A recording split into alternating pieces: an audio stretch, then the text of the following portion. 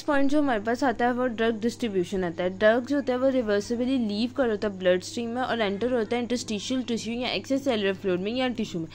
अब पहले जैसे कि हमने बात की कि हमने पहली वीडियो में ड्रग की ऑब्जॉर्प्शन की बात कर ली। अब ड्रग को हम डिस्ट्रीब्यूट करें कि वो ड्रग किस तरह हमारी बॉडी में डिस्ट्रीब्यूट हो रहा है, ठीक है, और टिश्यूज़ तक जा रहा है, ये चीज़ें हमने डिस्कस करनी है। अब आईवी की बात की जाए ना तो आईवी तो हमने डायरेक्ट ब्लड में दे दिया, ठीक है, ब्लड स्ट्रीम में दे दिया, उसने डिस्ट्रीब्यूट हो जाना है। उसने ये नहीं करना कि उधर ऑब्जॉर्प्शन नहीं होनी, वहाँ पे मेटाबॉलिज्म नहीं होनी, उसने बस डायरेक्ट जाके क्या होना है, डिस्ट्रीब्यूट होना है। तो इसमें आईवी को तो नहीं आएगा ना, जो हम ओरल इंटेक में आ रहे हैं उसमें ड्रग डिस्ट्रीब्यूशन आ गई। अब ये डिपेंड किस पे करती है, ब्लड के फ्लो पे, कैपिलरी की परमेबिलिटी कितनी है, टिश्यू का वॉल्यूम कितना है, degree of binding plasma protein और लाइपोफिलिसिटी ऑफ ड्रग कितनी है। ब्लड फ्लो की बात करें, जहाँ पे ब्लड फ्लो ज़्यादा होगा वहाँ पे ज़्यादा मूव करेगी। कैपिलरी की परमेबिलिटी इज़ अलाउइंग समथिंग, ठीक है, जैसे कि ब्रेन जो होता है वो डिले कर रहा था, वो अलाउ नहीं कर रहा था कि कोई भी मटेरियल इजीली मूव करे। टिश्यू का वॉल्यूम, अगर साइज ज़्यादा होगा, लार्ज वॉल्यूम होगा, नंबर ऑफ सेल ज़्यादा होगा, इतनी ज़्यादा डिस्ट्रीब्यूशन भी ज़्यादा होगी। इसी तरह binding with plasma protein, tissue वगैरह के साथ जितनी बाइंडिंग होगी उतना डिले आ रहा होगा, ठीक है। लाइपोफिलिसिटी ऑफ ड्रग का मतलब कि जितने लिपिड होगी, क्योंकि हमें पता है सेल मेम्ब्रेन हमारी लिपिड बायलेयर है, तो लाइपोसिटी ज़्यादा होगी तो ड्रग इजीली मूव कर पा रही होगी, ठीक है। अगर हम ब्लड फ्लो की बात की जाए तो अब देखिए सबसे पहले ना इंपॉर्टेंट बात ये याद रखनी कि हमारा ब्लड फ्लो किस में ज़्यादा होता है, ठीक है।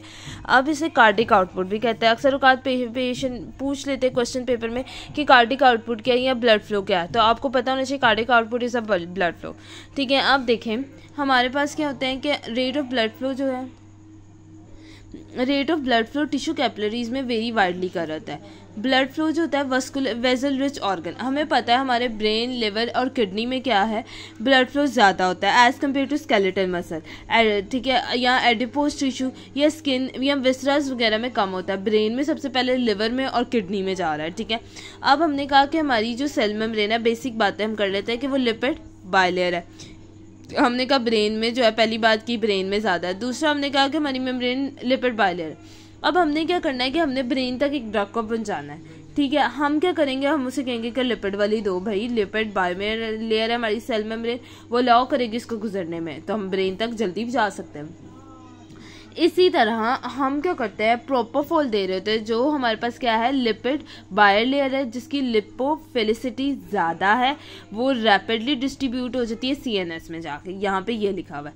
इतनी बात समझ आ गई कि हमने दो चीज़ों का फ़ायदा उठाया। हमने क्या कि वेसल रिच ऑर्गन को हमने देना है विच इज़ ब्रेन, और हमारे पास जो है membrane cell membrane lipid bilayer है, तो लिपिड के सब्सटेंसेस को अलाउ करेगी। तो हम क्या करते हैं कि हम जो है वो लिपोफोल जो है वो लिपोफिलिसिटी ज़्यादा होगी और प्रोपोफॉल ड्रग दे देते हैं, ठीक है। प्रोपोफॉल जो होती है वो क्यों दी रहे, हम एनेस्थीसिया के लिए, लोकल एनेस्थीसिया में जो होता है, इसमें ना ये प्रॉब्लम भी आ रही होती है, चलो ये प्रॉब्लम बाद में हम डिस्कस करते हैं। लोकल एनेस्थीसिया में हम क्या कर रहे होते हैं कि वही पार्ट को कर रहे होता है, लेकिन अब जर्नल एनेस्थीसिया की बात करें कि पूरी बॉडी को हमने एनेस्थीसिक इफेक्ट देना है कि बंदा फेंट हो जाए, उसको होश ना रहे, तो हम प्रोपोफॉल दे देते हैं। प्रोपोफॉल रैपिडली जाती है हमारी ब्रेन तक, जैसे प्रोपोफॉल को पता लग गया वो ब्रेन तक पहुंच गई, ठीक है। ब्रेन तक गई प्रोपोफॉल, ब्रेन तक जाने के बाद उसने सेल मेम्ब्रेन और जो हमारे मसल्स है उनके ऊपर दोबारा भी तो आना ना, स्केलेटन मसल एडिपोज टिश्यू तक दोबारा आना, तो वो रिवर्सली भी जब ब्रेन में चलेगी, ब्रेन को उसने कहा कि पेशेंट अनकॉन्शियस एनेस्थीसिया हो गया, हमने ऑपरेशन किया, उसके बाद उसको दोबारा होश में भी तो लाना है ना, तो वो जो होश में लाना होता है ना, वो जो होती है ब्रेन से निकल के किधर जा रही होती है, दोबारा स्केलेटन मसल्स तक, स्केलेटन मसल्स और दूसरे मसल्स तक जा रही होती है, उसके बाद पेशेंट होश में आ सकता है, ठीक है। एक प्रॉब्लम ये भी आती है कि अक्सर औकात पेशेंट होश में नहीं आ रहा था, तो वो रिवर्सिबल है। अक्सर औकात कहते हैं कि इसको एनेस्थीसिया इतना ज़्यादा दे दिया कि पेशेंट जो है वो दोबारा होश में नहीं आया, मतलब उसका रिवर्सिबली जो आया प्रोपोफॉल का इफेक्ट नहीं आया, इसलिए हम ये अवॉइड कर रहे होते हैं। अब जर्नल एनेस्थीसिया अवॉइड कर रहे होते हैं, लोकल एनेस्थीसिया दे रहे होते हैं हम, ठीक हो गया। और ये भी कुदरती तौर पर होता है, इसमें भी कोई अमल दखल नहीं होता। कैपिलरी परमेबिलिटी क्या होती है, कैपिलरी परमेबिलिटी जो होता है कि कैपिलरी की स्ट्रक्चर कैसे है, वो परमेबल है, वो अलाउ करे कि मटेरियल पास कर सके, ठीक है। कैपिलरी के स्ट्रक्चर की बात आ जाती है, उसकी नेचर ऑफ ड्रग पे भी आ जाती है कि ड्रग किस तरह। फॉर एग्जाम्पल लिवर और स्प्लीन की बात करें, वहाँ पे बेसमेंट एक्सपोज होती है क्योंकि लार्ज सरफेस एरिया और डिसकॉन्टिन्यूस कैपिलरीज है। इसको हम एक डायग्राम से समझते हैं।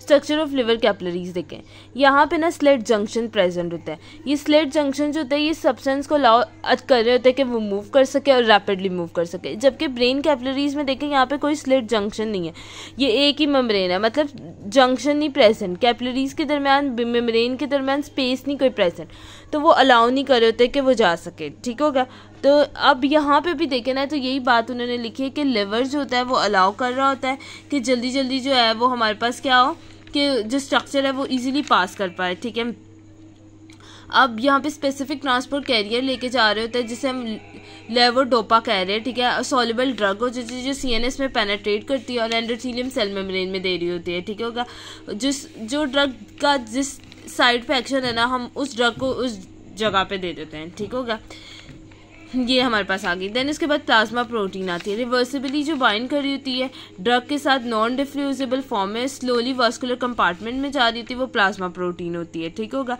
प्लाज्मा प्रोटीन जो आती है फॉर एग्जांपल ये है कोई प्लाज्मा उसके साथ प्रोटीन आ गई, ये रिवर्सिबली बाइंड कर गई और आहिस्ता आहिस्ता जहाँ पे ज़रूरत है साइट ऑफ एक्शन पे जाके अपना एक्शन दिखाएगी। देन उसके बाद हमारे पास आता है binding to tissue protein. Many drugs होती हैं वो हाई कॉन्सेंट्रेशन में टिश्यू इंटरस्टिशियल फ्लूइड में एकोमुलेट हो जाती है और ये जो होता है न्यूक्लिक एसिड प्रोटीन होता है, इसे हम लोकल ड्रग टॉक्सिसिटी कह देते हैं। लाइपोफिलिसिटी जो होती है केमिकल नेचर होती है ड्रग की इन्फ्लुएंस कर रहती है कि वो सेल मेम्ब्रेन को क्रॉस करे। लाइपोफिलिसिटी ड्रग जो होती है वो क्रॉस कर रही थी बायोलॉजिकल मेम्ब्रेन को, ये डिसॉल्व होती है लिपिड बाइलेयर में, पेनेट्रेट कर रही थी इंटायर सेल में और ब्लड फ्लो उस एरिया में ज़्यादा हो रहा होता है तो लिपोलाइसिटी ज़्यादा हो रही होती है। ठीक हो गया, अगर मैंने पहले ही हमें वो पढ़ा नहीं प्रॉपर फॉर्म में कि वो लिपिड लवर थी लिपिड थी तो उसे मेम्ब्रेन ने अलाउ किया, तो इसी तरह आप वो देंगे ड्रग्स तो वो जल्दी डिफ्यूज़ होगी। देन उसके बाद वॉल्यूम ऑफ अ ड्रग आता है, द पेरेंट वॉल्यूम डिस्ट्रीब्यूशन, जो फ्लूइड का वॉल्यूम रिक्वायर है contain entire drug in a body at the same time present in a या measured concentration in a plasma, कि वो वॉल्यूम जो रिक्वायर है इंटायर ड्रग का बॉडी में और उसे अपने प्लाज्मा कॉन्सेंट्रेशन जितना हमें चाहिए, ठीक है, अगर 10 चाहिए और 5 उसके अंदर है तो ये हमारे पास क्या आ जाएगा वॉल्यूम ऑफ डिस्ट्रीब्यूशन, इसको डिवाइड करके आ जाएगा 2 है हमारे पास डिस्ट्रीब्यूशन वॉल्यूम। ठीक होगा, इस तरह करके हमारे पास वॉल्यूम ऑफ डिस्ट्रीब्यूशन आ गया।